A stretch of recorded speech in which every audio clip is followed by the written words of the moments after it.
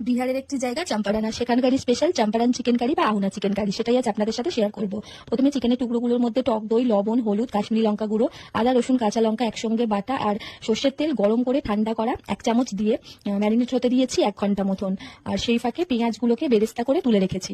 আর নিয়ে নিয়েছি একটা মাটির পাত্র, এটাই এই রান্নার স্পেশালিটি। মাটির পাত্রে রান্না হবে। সর্ষের তেল গরম করে তেজপাতা, শুকনো লঙ্কা, গোটা গরম মশলা, গোটা জিরে ফোড়ন দিয়ে দিয়েছি ম্যারিনেট করা চিকেনগুলো।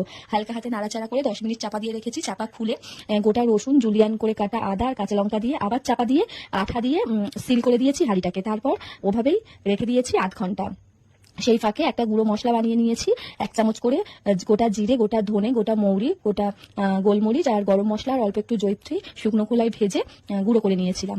আর 8 ঘন্টা পরে হাঁড়িটাকে খুলে গুঁড়ো মশলাটা আর একটু কসুরি মেথি ছড়িয়ে আরো 10 মিনিট চাপা দিয়ে রাখলেই তৈরি এই বিখ্যাত চম্পারান চিকেন কারি বা আহুনা চিকেন কারি। এটা কিন্তু রুটির সাথে ভীষণ ভালো লাগে, ভাত দিয়েও